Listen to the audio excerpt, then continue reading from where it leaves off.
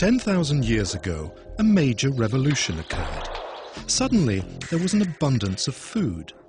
Man went from hunter-gatherer to farmer. But in one area, we are still hunter-gatherers, in the area of energy. We still gather wood, oil, coal, and gas. Our hunting grounds now cover vast areas. The whole world has been combed in our quest for energy. Even our feeding grounds are no longer safe. But the hunt causes problems, huge problems. Climate change, health issues, shortages. The price is high in all respects.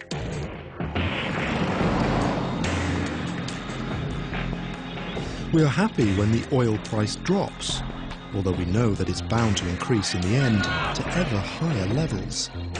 Fossil fuels have become a source of speculation, and speculators want to earn money. That's the bottom line. Fossil fuels mean power, and supplies may be forthcoming or cut off at will, which could lead to war. Fortunately, the search for gas and oil seems to be losing ground to a new revolution: the large-scale harvesting of sunshine.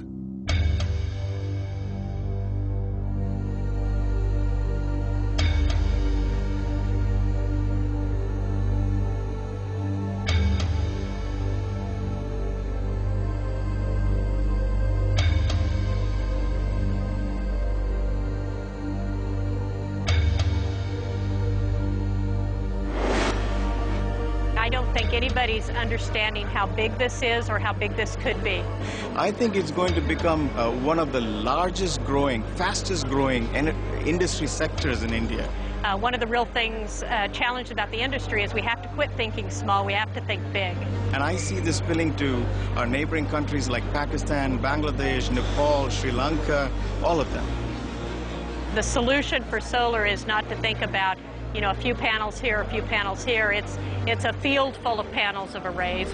We've taken our revenues from about $10 million in 2004 to projections of about $1.4 billion this year. So extremely rapid growth, tripling for the last 2 years. The world has changed, and so has solar. Solar is cost-effective today. I don't think the average person on the street really could fathom how big this industry could be. I mean, it's a gigawatt industry in the next 5 years.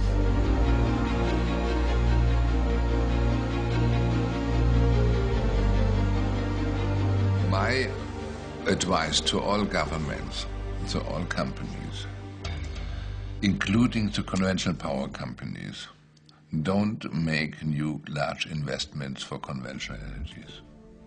It will become stranded investments in the next decade.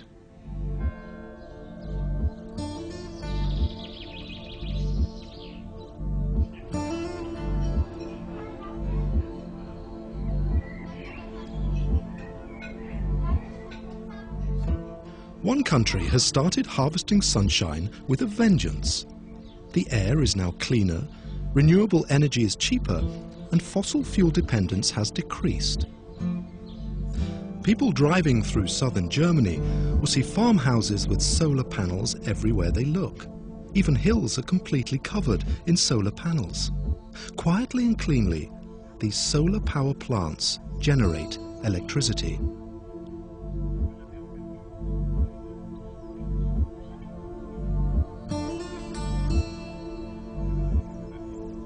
Klaus Gierlecke builds these solar power plants. He's been involved in installing solar panels ever since the 1990s, but in recent years his company has experienced explosive growth.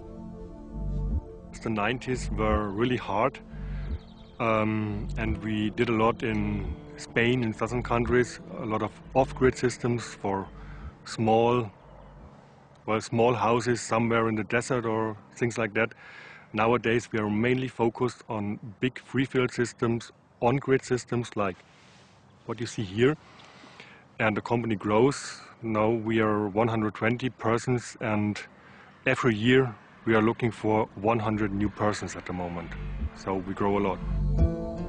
Solar energy is a booming business. It's Germany's fastest growing industrial sector. In recent years, the German government's subsidized the production of solar electricity supplied to the grid. Suppliers are paid twice as much for solar electricity than they are for conventional electricity. This helps to finance the construction of solar power plants. A fund is set up and shares are issued. That means the harvesting of both sunshine and money. That's one of the main reasons. In former times, 15 years ago, the main reason for doing PV systems was idealism, the wish to change the energy sector. Nowadays, we're talking about earning money. So the fund makes roughly 6%. This is what we promise in the prospectus. And in the end, the result is roughly 7–8%.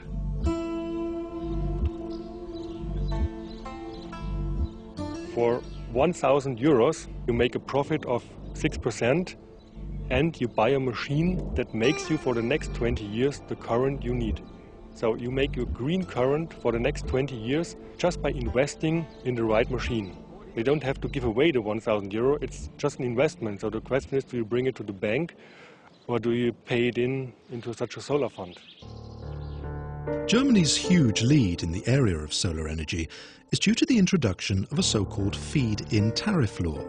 This law obliges electricity companies to buy energy from all kinds of renewable energy sources. The price of the renewable energy is guaranteed for the next 20 years and is paid for by a monthly tax of approximately €1 on ordinary electricity.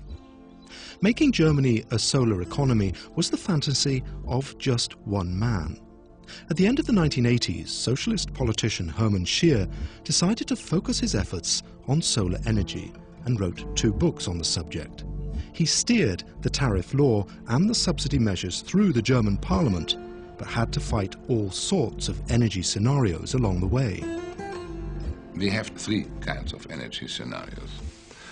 One, to play down the role of solar energy by scientists who are on the payroll of the power companies or who think in their categories, in their paradigm. Second, more ambitious scenarios who show, let's say, 50% renewable energies contributions up to, let's say, 2050.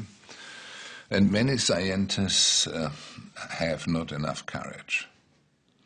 They don't want to leave too far the mainstream of the debate, because immediately when they go beyond these limits, they will become denounced as being not serious. And that means they don't have the courage to do that. And there are others, this is the third category, and such scenarios exist since 30 years, who show 100% renewable energy solution, 100% for all energy needs. And these are the only adequate scenarios, because it is very easy to show that all energy needs can be met by renewable energies, all energy needs. It's very simple to show it. To speak about limited potential is ridiculous. It has nothing to do with science, only with mythology. A frequently heard myth about the use of solar energy is that it takes up space, a lot of space. But that's actually not true. An area the size of France would be big enough. Calculations show that with the help of current technology, an area covering 300,000 square kilometers in the Sahara is enough to meet man's total annual energy consumption. From a global perspective, this is quite a modest-sized area.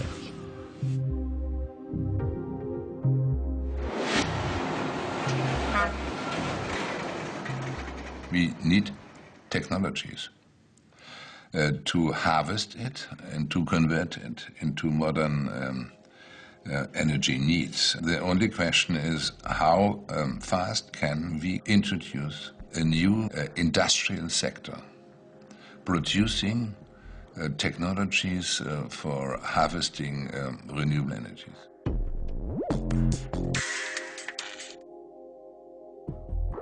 Solar energy provides new jobs and new ideas. Christoph Köhler has found a new profession. He's now a solar roof investor. He took out a €10 million loan and now drives around the country all day long in search of roof space to rent on which he can install solar cells. We are always searching about roofs like this, and it's interesting for us the type of the roof and the pitch, the alignment, and of course the owner of the roof. We rent this roof from the owner for 20 years and get near 50 cents per kilowatt hour. For 20 years? For 20 years, it's a guarantee. By the government? By the government, yes. So that's a good business?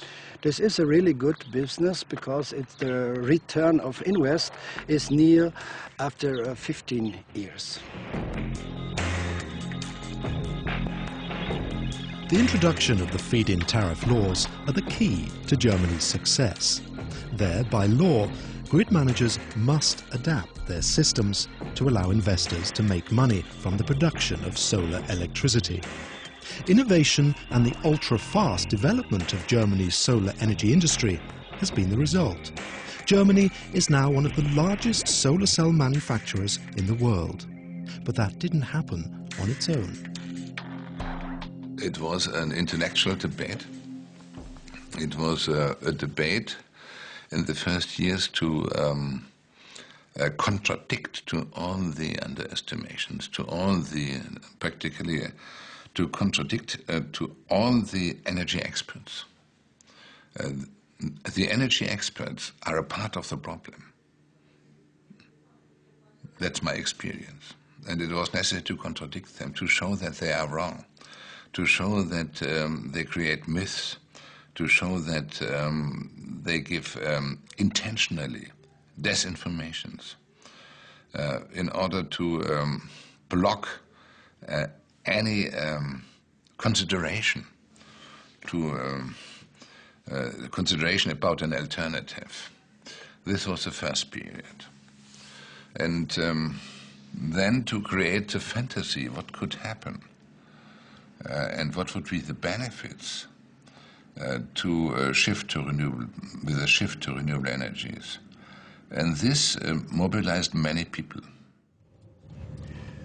This is a really good building. Look over there. There's a lot of space. It's a farm building, and a lot of farmers want to rent out this kind of roofs. We ask them at the fence. We stop at the car and say, hello, you want to rent out your roof? And this kind of roofs are not so good. This is optimal, but it's my own. Köhler is able to invest partly because Scheer also introduced a separate subsidy program for 100,000 solar panel roofs. It was an idea that even went too far for Greenpeace. The Greenpeace organization proposed a 50,000 roof program. And then they were asked why they don't support my 100,000 roof program proposal. They said it is not realistic.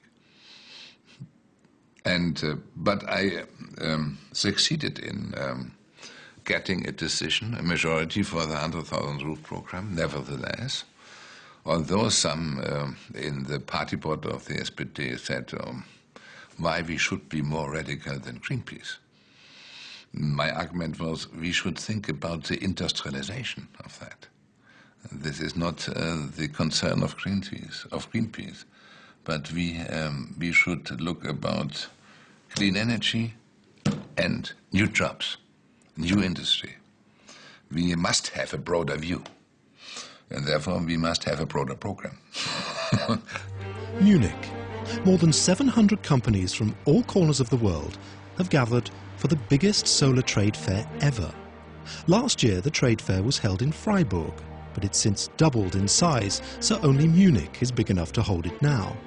Halls full of the latest solar technology gadgets. Solar energy is hot, sizzling hot. And companies are seeing explosive growth, like SunPower, for instance, which produces high-performance black solar cells. Our company has been growing extremely rapidly, much faster than the market as a whole over the past few years.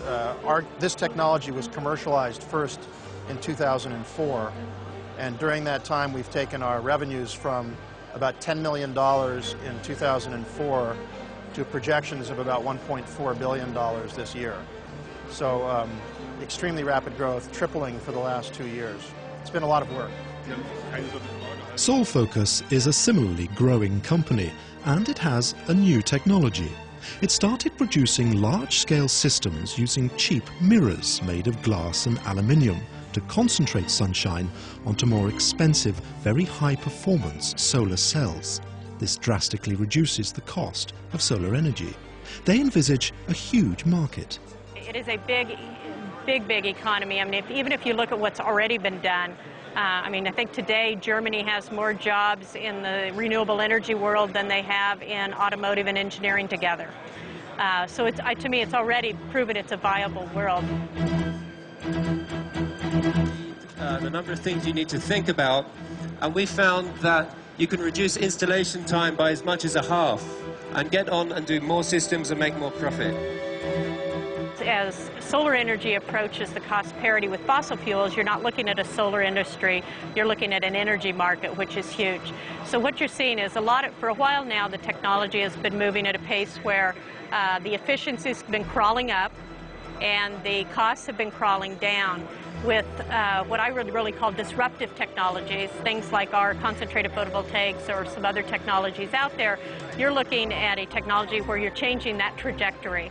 You're now looking at efficiencies that can ramp at a very steep ramp and costs that can come down at a very steep ramp. And, you know, realistically, that can put this type of technology providing energy at cost parity with fossil fuels by 2011, 2012. The solution for solar is not to think about, you know, a few panels here, a few panels here. It's a field full of panels of arrays where you're producing clean energy instead of energy created by carbon-emitting processes. So I don't think the average person on the street really could fathom how big this industry could be. I mean, it's a gigawatt industry in the next 5 years.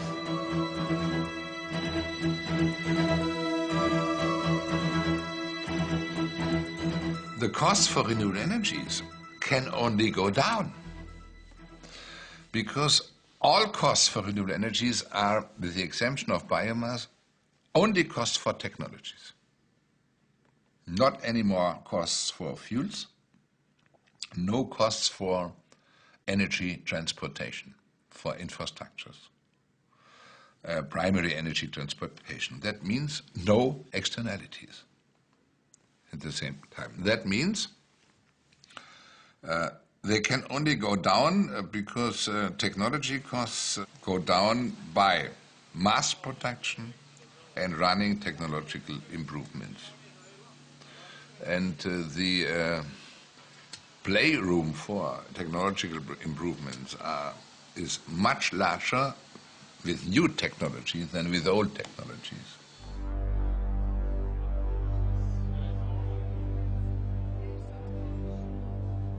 Just one single oil company has also been trying to grab a piece of the pie. But at the trade fair, they don't want to comment. Not surprising, considering the solar energy market seems to be slipping through their fingers.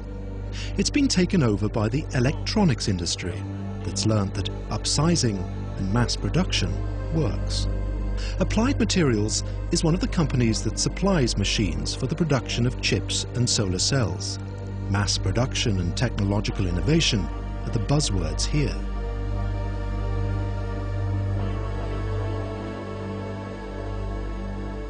I think what we're seeing is a quantum leap of consciousness happening here about energy, where energy comes from, and that there are solutions that have been studied in the lab now for more than 25 or 30 years that are ready for commercial, large-scale use.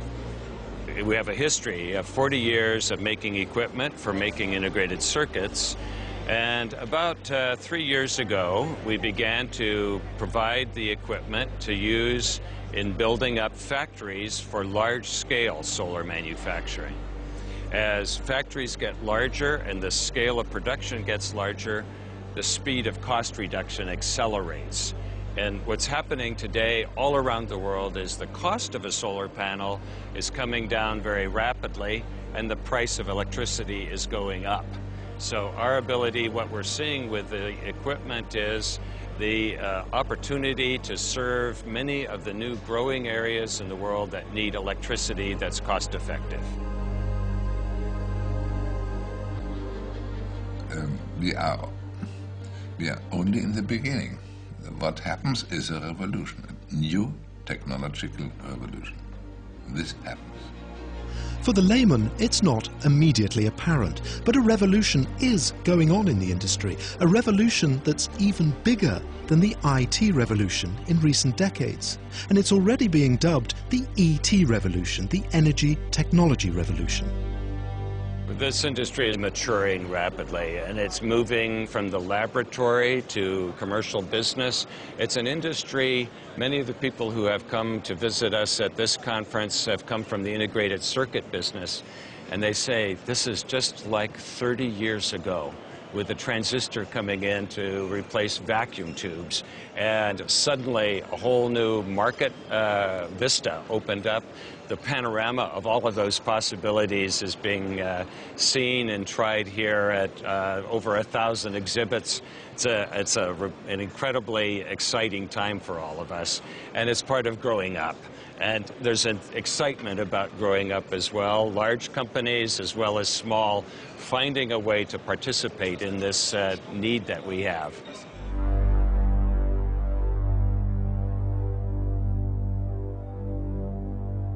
All technological revolutions have had an initiator. And we are the initiators of that. And this will lead to a development which will initiate a break of the conventional energy system in the next decade. And the business changes from an energy business to a technology business. That means the losers are the conventional power companies. The winners of this development are companies in the economic field, are the companies who produce the technologies for harvesting renewable energies and converting it and store it.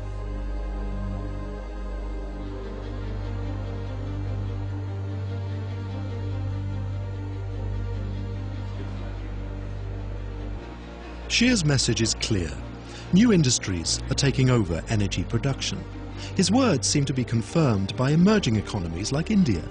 The Indians have huge plans, plenty of sun, vast energy requirements, and a strong, innovative force. The local interest in the country is basically, it's a huge interest, and we see India taking off into a mega market. Probably 2009, like Vinay said, I would say more in the region of 2010, it's going to explode. Moser Baer Industries is one of the world's largest manufacturers of optical media. It's investing heavily in the latest solar technology. We're not a module manufacturer, we're a solar energy provider. So that means we want to grow the solar industry, and we have made investments in crystalline silicon, in thin film, large investments, and we have also made investments, equity investments in making polysilicon material. We've made investments in future technologies like concentrated technologies like SolFocus, for instance, is our partner, and we've made other investments too. We are looking at it from a much wider scope. How do we become the best help for promoting solar energy as such? An entire new industry is emerging, not only in solar manufacturing. It's going to be a captive consumption of solar panels, which means our solar integration industry is going to increase. The solar energy services industry is going to increase. This whole industry is going to grow. I think it's going to become probably one of the largest growing, fastest growing industry sectors in India. And I see this spilling to our neighboring countries like Pakistan, Bangladesh, Nepal, Sri Lanka, all of them. People are remembering from the last time we had an oil embargo, 1978, solar was too expensive. It was about $30 a watt for a solar panel. Today, it's well below $3 a watt. There's been a factor of more than 10 in cost reduction. Part of what's important here is to get the message out that the world has changed and so has solar. Solar is cost effective today.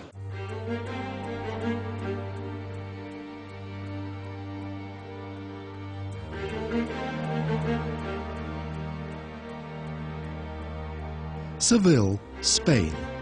There's enough sun, and as things now stand, Spain will be the first country in which electricity generated by sunshine will cost the same as electricity from fossil fuels. The Spanish are following Germany's example and are also introducing legislation that will make it possible to supply clean electricity to the grid. And electricity utility companies have also realized that the sun is their new fuel. Abengoa is experimenting with large mirror power plants. The power plants currently under construction should provide 300 megawatts, which is enough for a town the size of Seville. This solar plant, PS10, is the first commercial tower plant to come into operation in the world. So there were several research and development projects in the past making use of this technology that proved that the technology was feasible. But finally, there were never a company that invest the money in order to make this technology commercial. In this case, Abengoa made the effort to finance this project and to put this plant into operation, and now it's a reality.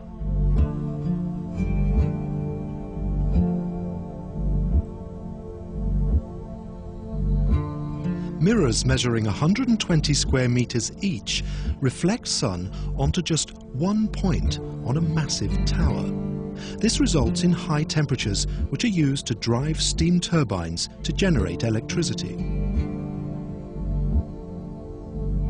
Well, at this moment, these technologies are being developed in some countries that are supporting the revolution. In Spain, for example, we have what we call a feed-in tariff that is paid for every kilowatt hour of electricity that we generate, and that makes possible the economics of these projects. As a matter of fact, at this moment in Spain, there is coming into development the competition between different companies, and that makes costs go down very quickly, and you have to work to develop it and to put it into real operation and to demonstrate that it's feasible and that it's real. And we think that it will arrive much sooner than many of the other actors in the energy sector think. As a matter of fact, the rising prices of the oil every day help us a lot in this work. The Spanish are looking beyond their own borders. For instance, Spain is involved in the construction of large solar power plants in Morocco and Algeria. Power plants that concentrate sunshine, better known as concentrated solar power plants, or CSPs for short, are certainly on the increase. Even so, they're not new. In the Mojave Desert in the United States, there are two big CSP plants, where parabolic mirrors are used to produce steam that drives turbines. The plant at Kramer Junction went into operation more than 20 years ago, and experience has shown that this is an extremely efficient concept. This plant has been in operation since construction between 1986 and 1988. So we've had commercial operation here, self-sustaining in the commercial environment for years. It's all private investment. There were some tax incentives that attracted the investment, but it is privately held, and there's a long-term contract with the utility that makes it a self-sustaining business. This plant is a demonstration that it's reliable, dependable, and absolutely ready for further expansion. You build this kind of solar field, you know what kind of performance and energy you're going to get out of it. The German company Schott supplies the tubing used to collect sunshine. The company's been involved in solar energy for 5 decades, but recently they've barely been able to keep up with demand. The first plant was built in the 1980s, and then it took 20 years and not much was happening. And now we see more than 20 projects at the same time. So concentrated solar power is widely accepted, and we see more projects than ever before. We are engaged in so many projects that it is right now quite difficult to fulfill all customer needs.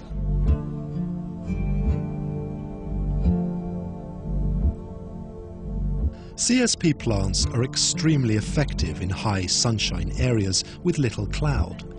Will the deserts become our new energy grounds? It seems so. The Club of Rome, the German aerospace laboratory, and Schott recently put forward a spectacular plan, Desert Tech. This huge plan involves the construction and installation of a network of solar plants in the countries bordering the Mediterranean Sea and the desert regions of northern Africa. These mega plants could supply electricity to Europe, for instance, by building a direct current international grid.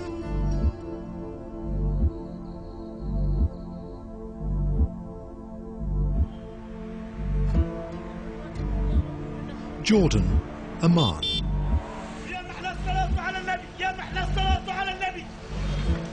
The harvesting of sunshine in the deserts is not only intended for use in Europe, but is also for their own use, of course. As it happens, the plants will not only produce electricity, but will also turn salt water into fresh water. So this tackles both the energy shortage and also the water shortage, which is a huge problem in the Middle East. One of the plan's spokesman is His Royal Highness Prince El Hassan Bil Talal of Jordan, former president of the Club of Rome. Well, essentially it is coastal solar thermal power. That means a series of coastal thermal power stations, power and desalination in cogeneration. And the concept is to take the solar power from the Gulf region across North Africa into Europe. So it is clean power for Europe, hydrogen for Europe, and power and fresh water for what is called the NAIN region, the North Africa Near East region. And the solar plan takes into consideration the proposition that Desert Tech, which I presented to the European Union, includes a consensus for the first time between the entrepreneurs, the policymakers, the technicians, so there's nobody out of the box. Everybody is agreed on the principle. The only difficulty that I see is the competition that this might create with the traditional monopoly of power, oil, and increasingly the emphasis on nuclear power. Turning from these two forms of fuel, nuclear and oil, to sun means not only breaking the monopoly of the nuclear and the oil cloud, which is finite in its resources in the case of oil, and still dangerous in its potential in case of the nuclear. So my point is controversial and maybe anti-establishmentarian because of, the monopoly of OPEC, which we had hoped would become OAPEC, the Organization for Petroleum and Energy. And what I am suggesting is a decentralization process, whereby you would talk about a synergy of energy through the sun, from this region all the way across North Africa to Europe. If we look to the whole change, then you can immediately recognize that this is a totally new paradigm. And then you can imagine how many conflicts happened and will happen. Because it leads to the dissolution of the conventional energy economy automatically. The primary energy economy will disappear because it is impossible to change from being a seller of oil, gas, uranium and coal to the role of a seller of solar radiation or wind. That's impossible. Wind and solar radiation is a common good, not owned by anyone. And this is the largest, the most in the conventional primary energy sector, is the most influential, with the highest turnover, the most influential part of the world economy. And then you can imagine the dimension of the conflict which happens. They will disappear. They become superfluous automatically. And therefore they have the interest to postpone it. They know their own end, but they want to postpone it for decades. And we cannot accept that, because society, the world, cannot wait to the point when the last drop of oil is consumed, or the last cubic meter of gas, or the last ton of uranium or coal. We cannot wait for that.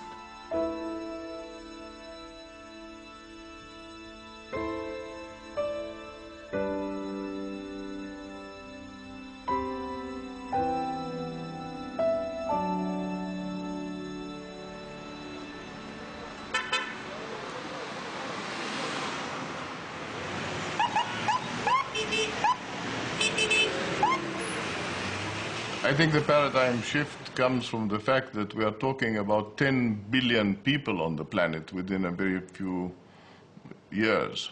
And therefore, time is tight to prepare for this 10 billion. Either the 10 billion will be killed through attrition of wars and regional calamities, or affordable and sufficient water, food and energy, as well as a stable economy and climate, are used as indispensable precondition for civilized life on the planet. And that's where I go back to the complementarity between human warming and global warming. But whether it is politically acceptable is a question of egocentrism versus compassion. Do we want to live in a caring world, or do we want to live in a world of vested interests?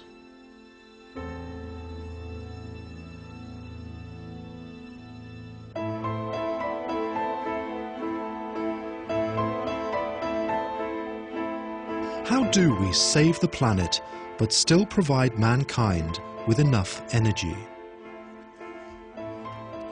The sun's potential is huge. The technology exists, and even the oil-producing nations seem to be shifting towards the sun. The United Arab Emirates commissioned a Swiss engineering firm to devise a plan for the construction of huge offshore solar islands. The oceans have a much higher percentage of high sun areas than the deserts, and there's enough water. Salt water that plants can convert into fresh water, water that can be used to store solar energy in hydrogen, and water to make steam that drive turbines. The islands have a cost-effective mirror system. Here, flat mirrors are used to make sunshine fall onto tubes in which a fluid is heated to high temperatures. This heat is used to produce steam or fresh water. The islands float on a special construction so they can always face the sun. Each sun island is expected to produce many gigawatts. The first prototypes are now under construction.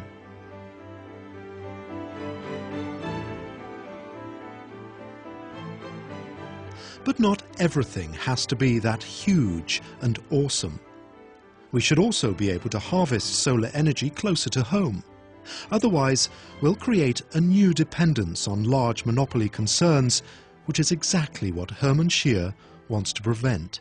If we have a fantasy, then we can see a future in which many small and medium productions with solar energy, converting solar energy, replace very few big power plants. And this is an advantage for the society, a big advantage. It is the way from a monopolistic structure to a broad ownership, to an energy supplying system with many self-producing, self-production structures. And decentralized creates individual autonomy, local autonomy for energy, regional autonomy, national autonomy. This is an advantage and not a disadvantage. But how can we harvest sunshine on a large scale in areas with relatively low amounts of sunshine? At the trade fair in Germany, interesting new systems are being presented, like solar panels that can be rolled out along flat factory roofs, thus turning them into mini electricity plants in no time. And an unexpected development comes from the world of flat screens. Producing flat screens is a very similar technology to producing solar panels. In fact, it's just glass covered with a very thin layer of semiconducting material. Until a few years ago, large flat screens were still very expensive. Now everyone's buying them, and they're a tenth of the price they were just 5 years ago. If such large screens can be made, then the step to making even bigger solar panels is quite easy. And that's exactly what's happening right now. Applied Materials is now building machines that can churn out sun panels measuring some 5.5 square meters. Its customers are the big electronic industries of Japan, Taiwan, China, and India. In the near future, they'll be providing cheap solar energy on a global scale. Yes, a solar panel like the ones behind me made with thin film silicon can produce as much energy as was consumed to make the solar panel in about 8 months, well less than 1 year. The energy payback, as it's called, is a very short time. And of course, this is going to continue to make electricity well beyond 25 years. It's a great return on that energy investment. So this is the first time in history where cost-effective energy could be manufactured. Before, we always burn something up. Machines make it easy to assemble the huge solar panels and turn them into mega solar plants in just a short space of time. And they are, quite literally, mega. Where solar panels once provided kilowatts, they can now provide megawatts, and they'll soon provide gigawatts. This new kind of technology has put an end to the myth that there's not enough space for affordable solar energy in low sunshine countries. If we would produce 500 billion kilowatt hour in Germany, we would use 3,750 square kilometers. This is less than 10% of the surface which is covered by buildings. And it is possible to integrate this in constructed areas, in buildings, as roofs over streets and so forth and so forth. And we can take vertical spaces because you can take the facade of buildings for the production of electric power. And that means this argument is totally ridiculous. Forget it. And finally, one more myth. Is solar energy actually that efficient? Wouldn't we be better off harvesting biofuels instead of solar electricity?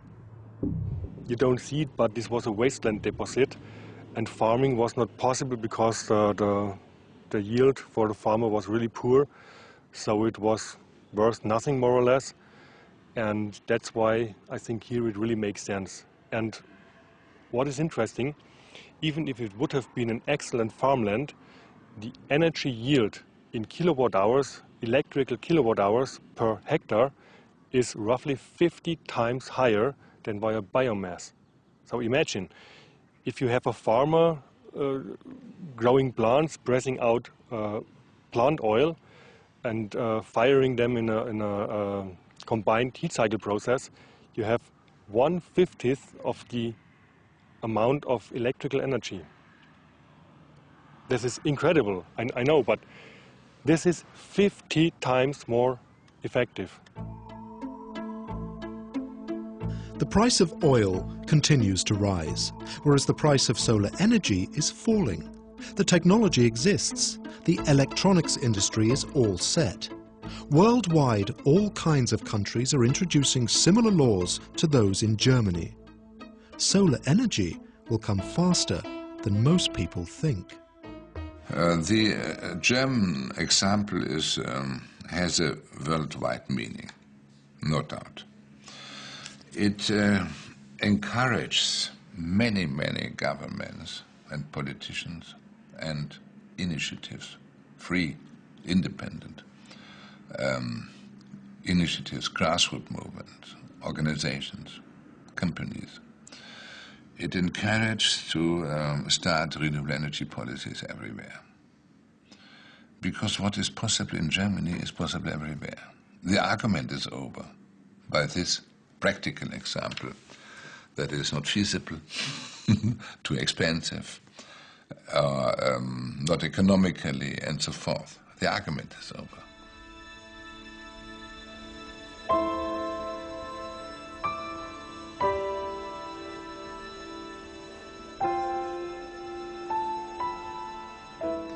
And we will arrive with solar power production, with PV. We will arrive in the run of the next decade at costs, including new storing opportunities, at costs for a household which are lower than the conventional costs for buying electric power over the grid. We will arrive at that. And who will hinder people to do that? No one can do it. Only a dictatorship can do that. How does it feel to be a sort of initiator of a revolution?